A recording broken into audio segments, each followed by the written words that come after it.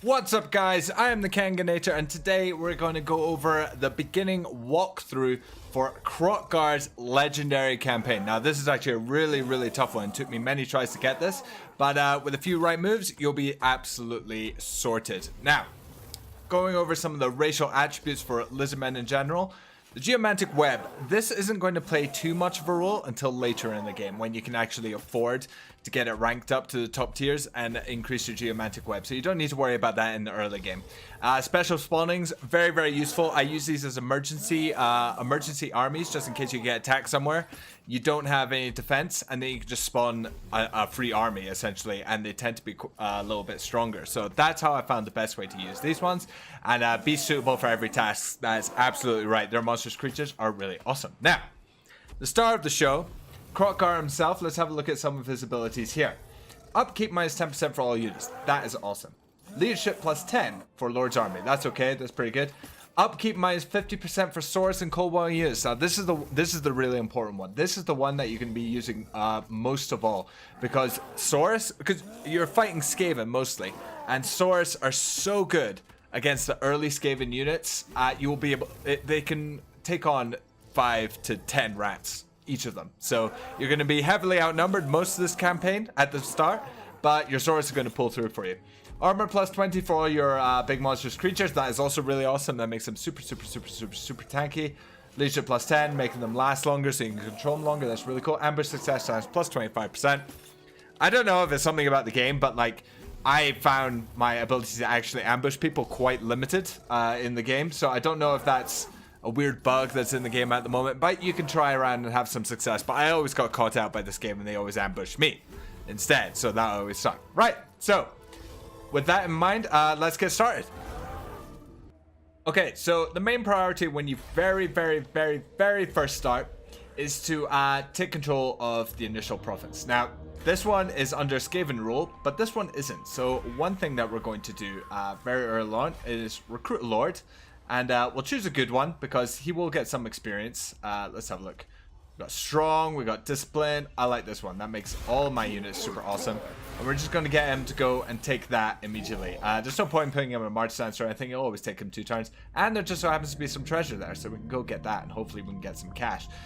You'll find that finding treasure is very important throughout the campaign, because every once in a while, you're going to get 10 grand just for free. So that's really good. Now, we've got a pretty vicious looking Skaven stack here, but guess what? You can take it, because we're going to put this skink in here, and you can actually win this fight. I haven't actually increased the speed of these guys yet, but I'll do that in a second. You can win this fight.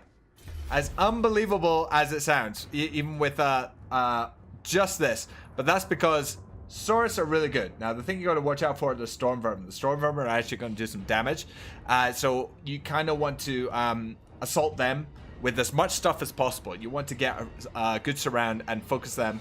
But once they're dead, then they have no answer for your swords. They have no answer for Kroq Gar or your Kroq Gars or your Stegadon. So let's get into it and try and win this one.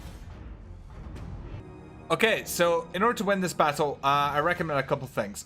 One, get your monstrous creatures out of the forest, because they don't fight as well in the forest. You want them out in the open. And then get your ranged units out of here as well, and the rest of them can stay in the forest. That's okay. The more units you have in the forest, then the more you can defend against their ranged units. But their ranged units aren't going to be that effective against most of our units because they're all heavily armored. And as long as you match up your armor-piercing troops, i.e. Kroq Gar, your Stegadon, and your Kroq Gars against the storm vermin, you should kill them relatively quickly. You don't want them fighting the Saurus, because they're armor piercing, and these guys are not armor piercing, whereas storm vermin are armor piercing. And we're going to use our spells to increase the melee attack of things like the Kroq Gars, the things like the Stegadon, to try and do as much damage as possible. So with that in mind, hard group, and let's charge forward. And so what I'll do is I'll skip forward to the good parts and show you how we get those matchups going. Okay, so we can see here that there's storm vermin here and storm vermin here. So we get these guys are all going to focus them down, and we will get the Saurus to fight, because we are limited in our options. So we'll just charge him in here, try and kill them as quickly as possible, and then the rest of these units will be able to mop up. After we dealt with most of the storm vermin, we'll try and focus down their lord, because I'm pretty. He'll go down pretty quickly with focused fire. Right. So get all these guys on them. Get all these guys on them. Cast that on there, and then we'll just continue the fight and then see how it goes.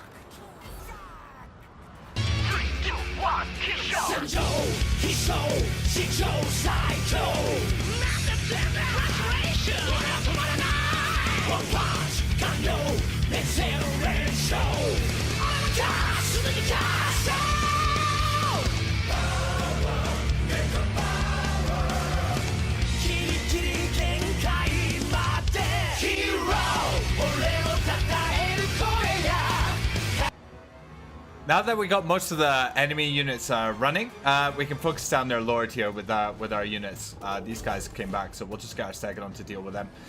Your skinks are the fastest unit that you have, and since Skaven like to run away a lot, we're going to be using them to chase. But as we can see, like, Saurus can also chase a little bit. So we'll get these skinks to run into this forest here. They'll run into them. Their lord's about to go down. They're completely shattered. So we can reposition them to go after some more important units. We could just leave Kroq Gar to keep chasing. We'll bring our mage back. Make sure you're all to replenish the healing for units like the Kroq Gars to make sure that they stay in the fight for a little bit longer. And they're running. That's fine. That's totally cool. And eventually we'll chase them into a corner of the map, and then we'll eventually catch them. This is the most annoying thing about fighting Skaven when you go Saurus heavy army. So yes, you do win the engagements, but my god, you spend a long time chasing these guys down. It's a real pain in the ass, actually. But it gives you the win, so that's what you need to do. So stop complaining. So we'll just wrap this up, and you'll be able to see the next phase.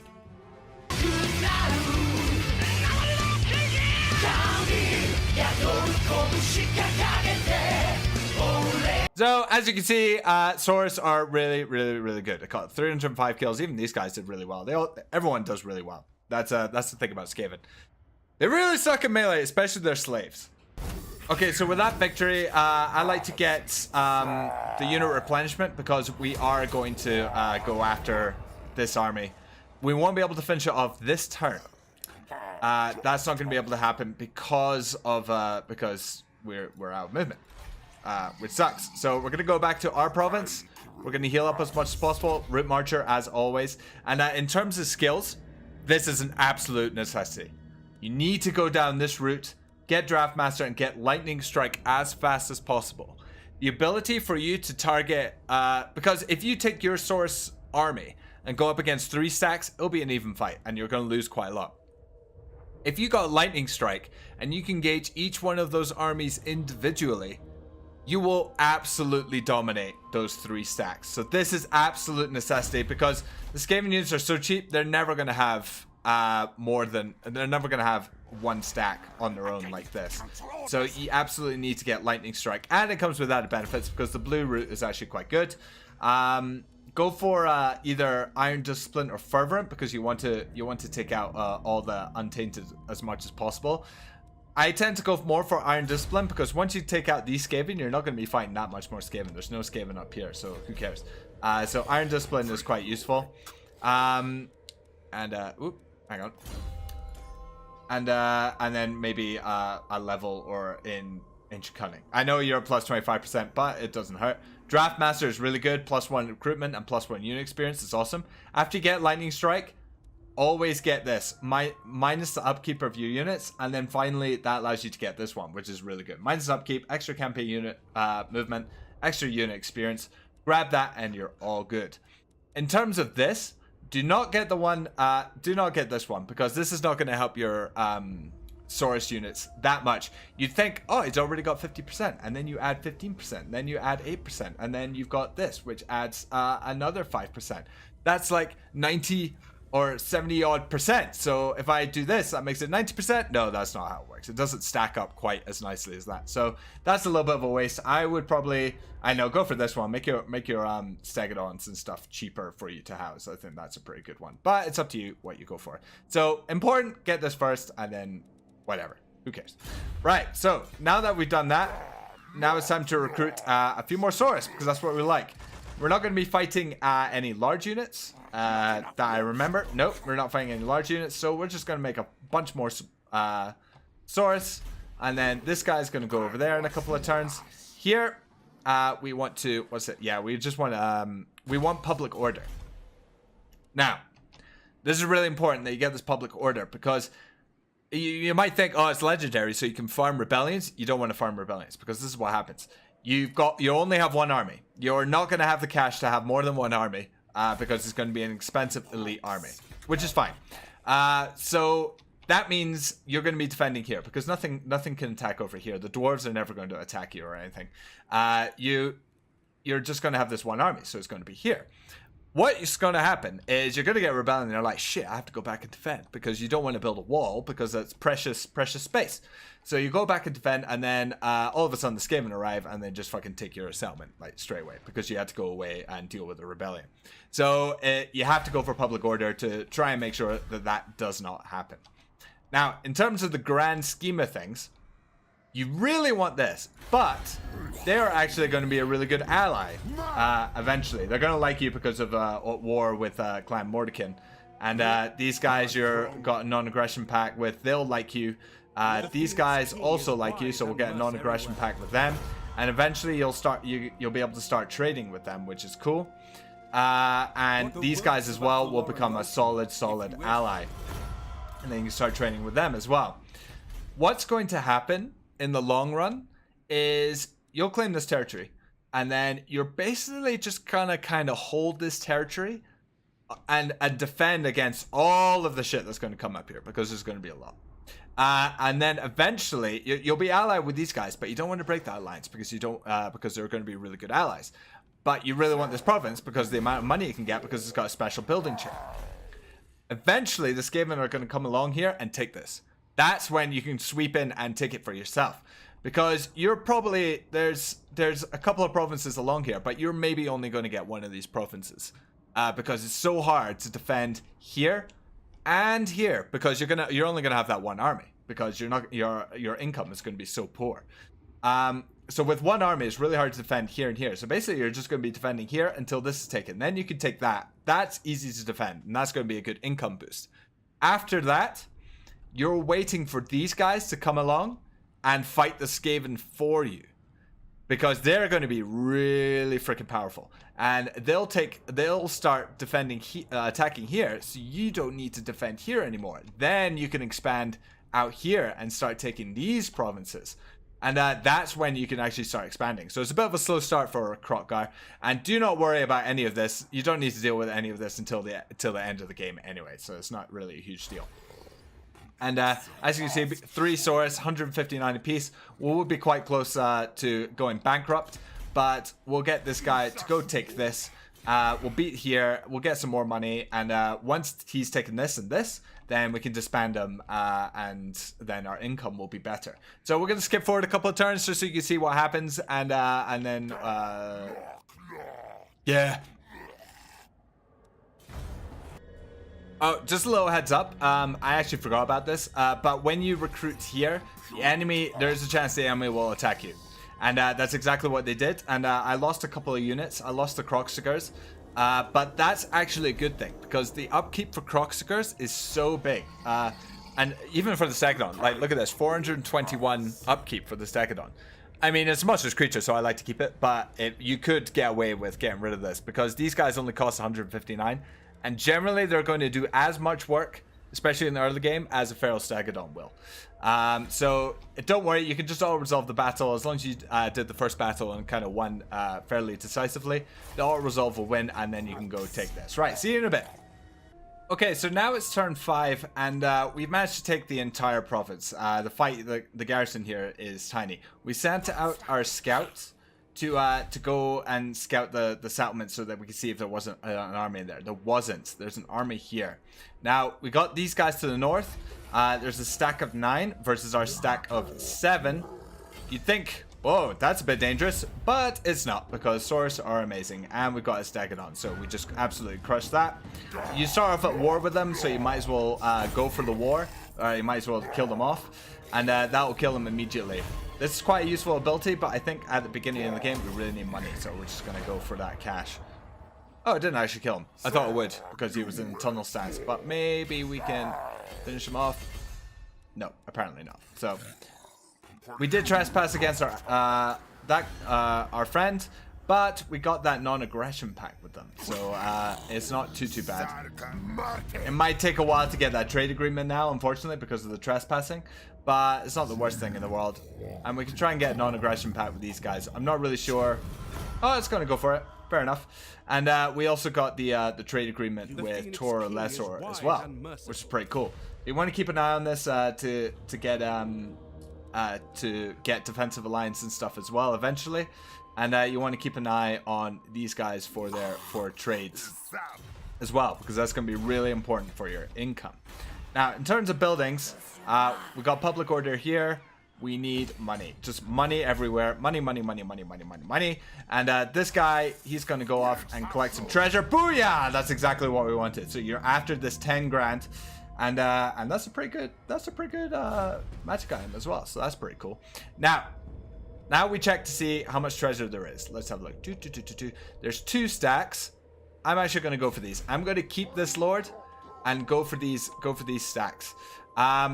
And as I said, if you remember, we want to get lightning strike really quickly. So what we're going to do is we're going to build up a little bit here, and we're actually going to go attack Teotihuacan as quickly as possible. And we're just going to repeatedly sack. As long as we keep an eye on these armies, as long as they don't get too dangerous, we can just sack. Level up until we're got lightning strike, and then we're actually in a position to actually go forward and take some damage. In my playthrough, I could only ever take Teotihuacan, and then these guys came along and took Temple Avenue of Gold. But in theory, you could build a tier 2 wall here, something like that. Maybe defend that, have enough, you know, but as I said, your army is going to be expensive. It's going to be hard to upkeep, especially 2 of them. And this army is never going to be as strong because it doesn't have that minus 50% upkeep that Kroq Gar has. So it's just going to be full of skinks. So that's something to keep in mind. So we'll get this treasure, and then we'll probably disband him to increase our income. We'll build up this army, and we'll level up a little bit on Teotihuacan, and then we'll come back in a couple of turns. Here we're not moved. Oh yeah, you can steal tech and stuff as well, just to try and level them up a little bit. In terms of the skill tree, I go down specialist. And then I get steel technology. You're not going to need wound for a little while. And in terms of tech now, actually, since we found that 10 grand, we can upgrade this. That'll unlock technology for us and give us access to some shielded units. It's not a big deal to have shields at this point of the game because the ranged capabilities of the Skaven are really bad. They just have shit slingers, or that's how I like to call them. So you can get away without using shields, and it increases the melee effectiveness of your guys. When it comes to recruitment, performing this right is actually pretty good. Since we have some spare cash, we might actually do this. Increase recruitment capacity, and it gives our units some extra experience. And the post-battle loot actually goes up. That's going to be one of the ways you earn a lot of money in the late game as well, is your post-battle loot. Because you actually get pretty good upgrades from some of the buildings in the tree. Right, we'll skip forward a few turns, and then we'll continue on. Okay, so I just attacked this settlement. Now, don't let the auto-resolve fool you. The auto-resolve at the moment is super broken. This will not stand up to this. It just won't.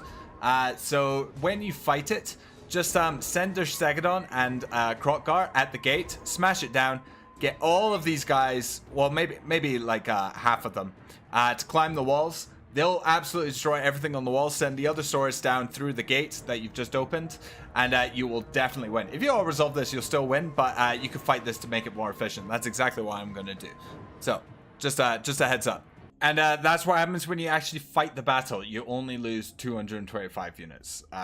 It's stupid, I know, but the auto-resolve is just really inaccurate. So always give it a shot if you think you can win, especially since your swords are so awesome. Okay, so now we're on turn 10, and we've tacked here a couple of times. We're leveled up to level 6, so very soon we'll be able to get Lightning Strike.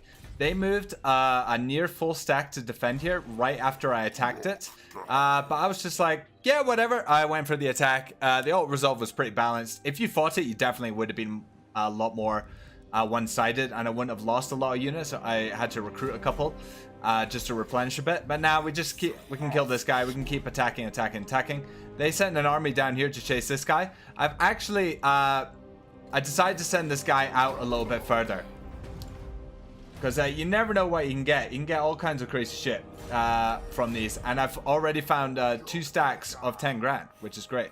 And if you uncover the water, like if you scout it out, then whenever a shipwreck appears, you'll be able to see it. So it's useful being able to do that. So you know, oh man, there's loads of treasure here. Now I can recruit a general and send him out or something like that, you know?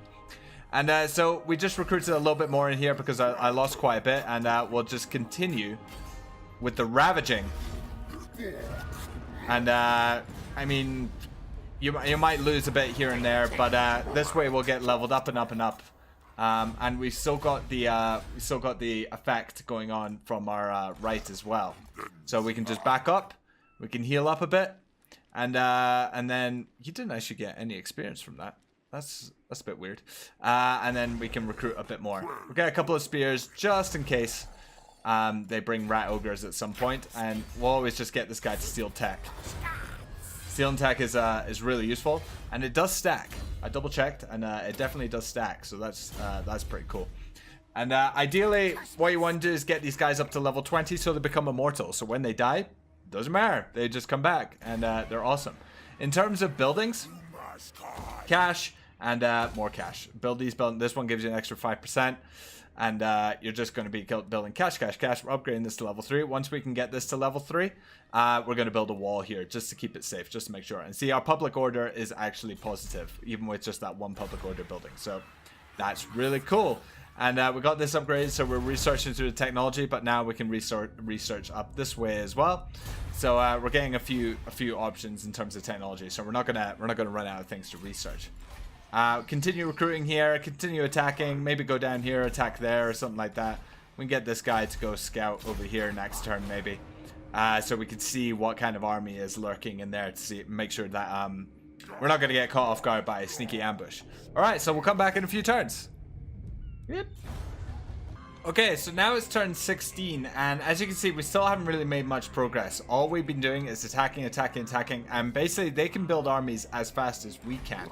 But now we're level 8, so we have lightning strikes. So now we can actually start taking some favorable engagements against these multiple stacks.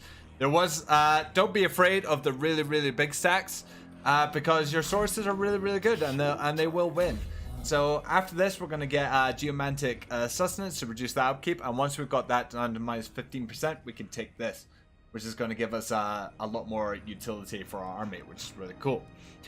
We are also we're going to do this as soon as we can, because with a full 20 stack of source warriors, you can definitely win that fight. That's quite an easy fight to win. So that's exactly what we're going to do. Unfortunately, in an auto resolve, we lost the Stegodon, which is kind of annoying because it means whenever we attack one of these settlements, we're not going to get the full. We're not going to be able to attack straight away, which is kind of annoying, but it's not the end of the world. As long as we can fight the armies and keep gaining experience, that's what we want at the end of the day. Still, just building up money, and in 4 turns, we'll have this upgraded, so that's good. And we're going to build a wall here just to keep that safe. And then hopefully the enemy will come around and they'll take this at some point. Oh, we can get a defensive alliance. Okay, so defensive alliance, military access. No, all that stuff. Keep on top of your diplomacy as well to make sure that you're not missing out on any of the good stuff. Okay, so we'll see you in a few turns.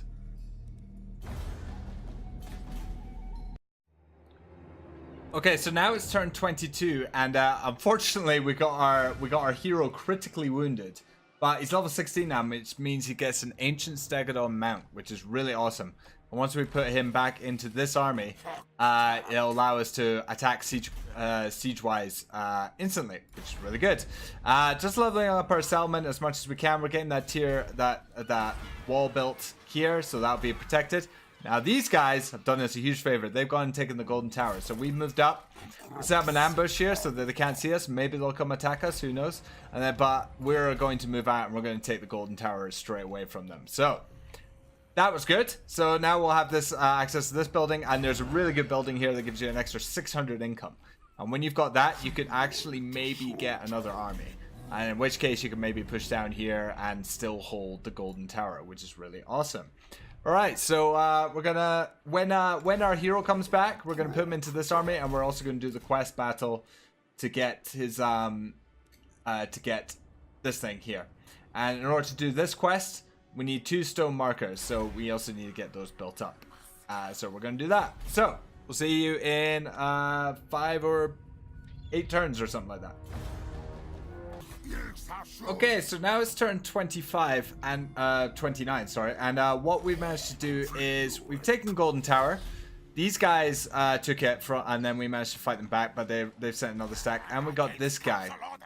This guy is coming over as well. So what we've done is we've moved Kroq Gar's army into position and set up an ambush to try and get that. We have done the quest battle, so now he has all those extra abilities, which is really cool. So he's going to be very good at sniping lords. And if I had kept on top of it, he would have Kroq Gar right now, but I kind of messed that up. And he's on an ancient stegodon, which is awesome. And then three levels. In fact, we might just try and get him to try and block this army. Yeah, he's been failing. Well, that's a shame. So in a few levels, he'll be immortal, which means even if he dies in battle, he won't be gone forever. He'll just he'll go into ongoing reserves and then come back in 5 turns, which is really, really important. We've finally got enough money to recruit a second lord, and we can just flesh this out a little bit. With the tier 2 wall, the enemy is going to have a real tough time coming up here. So what the plan is to swap these over and then bring Kroq Gar down here and start attacking all this stuff. But see, they've already taken it. So now if you want to keep them as an ally, and they're very strong, they're strength rank 5 right now, so dealing with them would be really hard. So, and they've taken this as well. So what I would suggest is that you start to make your way this way and kind of ignore down here. Just make your way over here as quickly as possible. Take all this stuff. Yeah, the enemy is taking some of this stuff, and then the plan is just to go up here and dominate up here as much as possible.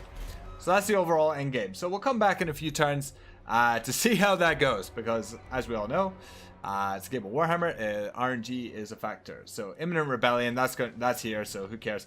And we'll deal with these, and then we can move out and start taking the rest of this area. So we'll see you in a bit. Okay, so now it's turn 40, and we had a bit of an earthquake here caused by the Skaven, which reduced our tech. But rather than actually upgrading it, I waited so I can get the tier 4 in this, because it would have taken a lot longer that way. Our ally has completely gutted all this, so we're just recruiting up a secondary army with some skinks. Skinks are a lot cheaper than the Saurus, so we can go down here and hopefully take Zlatlan. And we're going to take the enemy here, although it's a bit close actually. So maybe we should just kind of wait it out in the old golden tower and just defend it, because at the moment it does look a bit dicey. And there's a decent garrison. There's a priest, there's a basiladon, a couple of temple guards just from these buildings. So even though there's no wall there, it's still pretty good. So we're going to scout out over here just to make sure that there is actually a settlement to be taken and how strong it is, to see if we need any more skinks or not. So we'll just move him down a little bit so that we're in a better position to move on it next turn, and we'll have a full stack.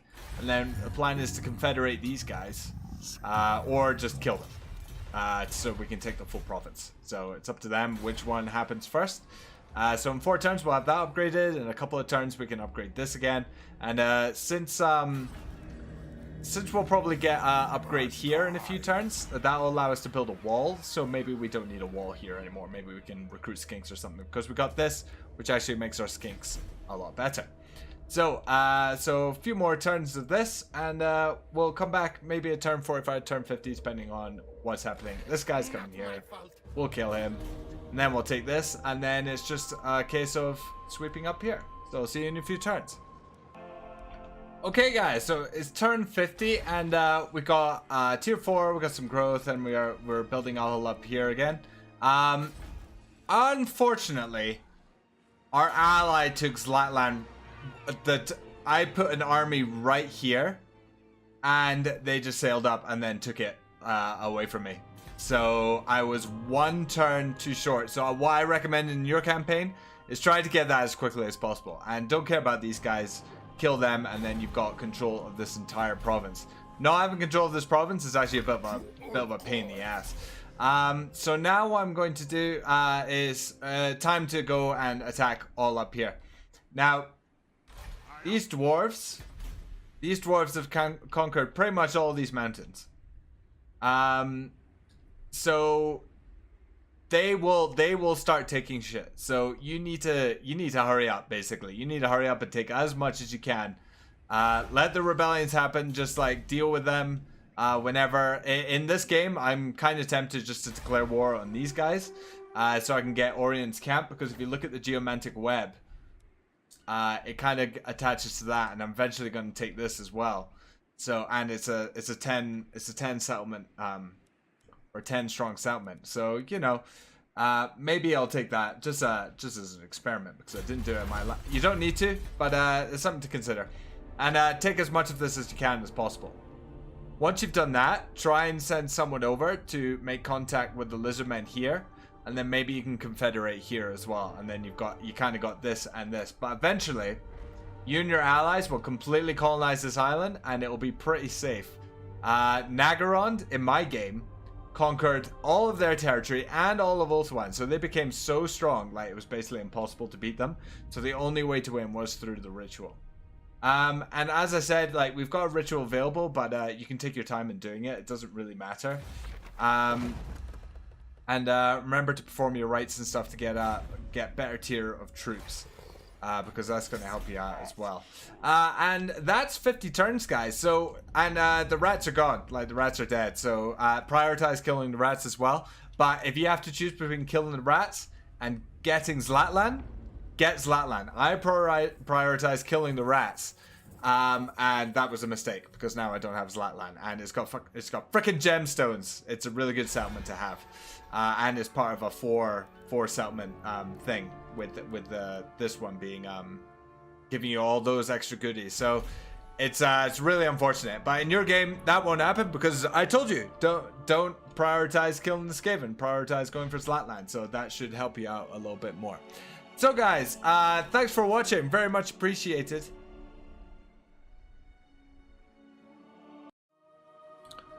So there you go, guys, the opening 50 turns for legendary Kroq Gar. Now I hope you found that useful. So what I would be concentrating on from now on is that's so annoying, is trying to expand upwards. Try and take as much of this as possible. Be careful of the dwarves. The dwarves will take starting about here, and they'll start spreading out this way. So you kind of want to take this, and then you're probably going to be forced to go in this kind of direction. You're going to want to build money everywhere. You want money buildings everywhere, and these things everywhere, because your income is going to be super limited. Once you do that, and you've upgraded the geomantic web, so you got geomantic web buildings in all of your main settlements to increase that, then you should be in a position where you could have 3 fairly top tier armies with what you've got here. And for recruitment purposes, there's actually a really good set of buildings. Let me have a look. So here, if we check this out, this one here gives you plus 3 unit experience once it's fully upgraded. That's really useful. And if you couple that plus 3 unit experience with the geomantic web, once it's fully upgraded and you put it into this stance, everything comes out at plus 2 experience. So all your units are coming out at rank 5 off the bat. And you can get some infantry rank upgrades for your lords and stuff as well. So if you equip the followers onto those guys, and they've got Draft Master +1 experience, and they've got this +1 experience, then all units are coming out rank 7, rank 8, rank 9, possibly, which is great because then you can activate some of these abilities which all activate at rank 7 or above, which is really, really good. So take all this, and then eventually once you get to that point is you'll probably want to send a general over to make contact with Mazdamundi. Then once they've taken a bit of damage, you can try and confederate them, because Dark Elves are really freaking good in this game, and they dominated utterly in my campaign. And there's a really useful building here, Hexotl. It's a 10-slot province that has a unique building that makes all your dinosaurs minus 25% upkeep, which is really, really good. And Mazdamundi himself is probably a superior general in Kroq Gar. He's a spellcaster. He has crazy abilities. You can stack multiple spells on top of each other to do some crazy stuff like Net of Antioch, Combat Casadora, Ruination of Cities, just wrecks armies. Have you ever noticed when Skaven clump up a lot, you just cast that, and half the army is dead immediately. So Mazdamundi is someone that you definitely want to get. Again, guys, hope this was helpful to you. If you got any questions, you can leave them in the comments section down below and I'll get back to you. But even better, you can join me on my stream. I'll put a link to it in the description below. On the page, it's got my schedule and stuff. So you can come check me out and you can see my thought process behind all the moves and how I actually start to think about how to beat these legendary campaigns, because they are pretty tough. Although Kroq Gar's was quite exceptional. The Skaven one that I'm playing at the moment is infinitely easier in comparison. So it'll be amazing to see you guys, and thanks again, thanks for watching, and we'll see you next time. Goodbye.